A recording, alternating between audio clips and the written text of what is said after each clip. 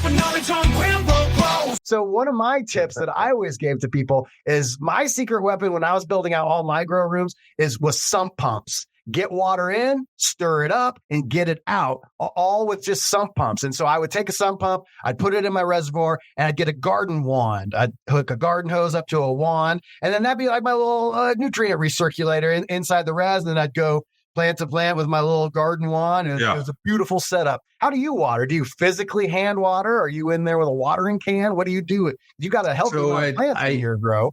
I usually get it dialed in. Granted, early veg is going to be different than once you get into mid veg, and the plants, the root zone set, you're going to be able to understand what each plant needs, and it's fairly consistent. So for example, again, early veg, you're not watering for container size, you're watering for the plant.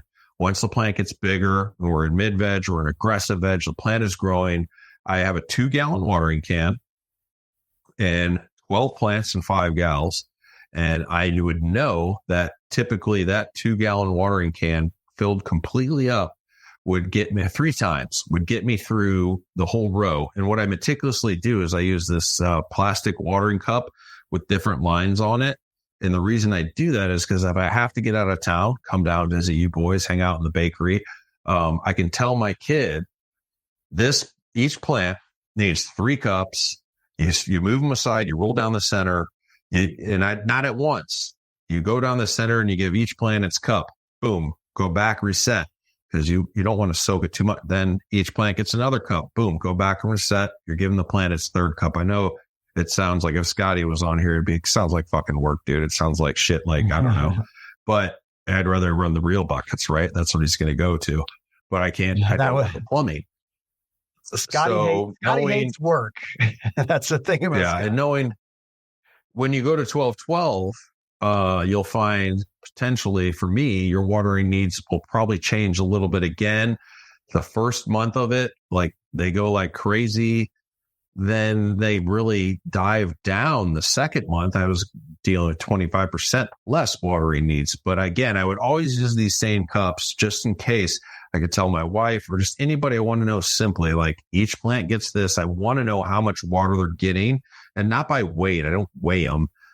You could tell by lifting up, of course, but by volume. This plant gets 3 cups 2 times a day. Like just knowing that regimen is really valuable, especially relying on other people to take care of your grow. Yes, that was something that's in my day. Like I was a grow room grower my entire growing existence. And then once the bottom fell out of the market, once things dropped below 1100, I was just like, all right, it's time to start thinking about something else to do with my time. And I never could find anyone. First of all, I didn't trust anyone to like come in and work with my plants.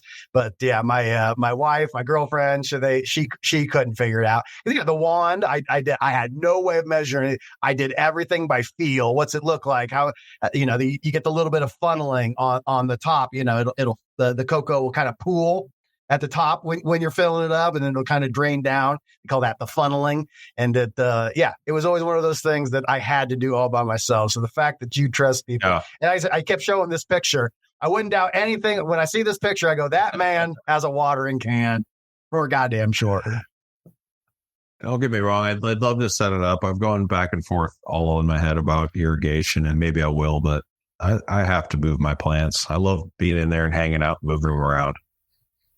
Yes, that's huge. I was indoctrinated. I love your setup. If I were to build another grow room, I for sure would do the plant dollies. I always would do the like tables. I get like hydroform, like 3x3 or 4x4, like little tables, and then I'd build them up with like 2x4s on the thing, so I could put scrog netting over the top of it. And but then I couldn't get to the back of it, and I always called it was like a plant mullet, like my plants in the front were like really well trimmed. And then as you got back to the back, they were very long. And I had a goddamn plant mullet going on in my grow room. It was business in the front, all trimmed up in the front and just growing wild in the back. We're dropping knowledge on Grambo.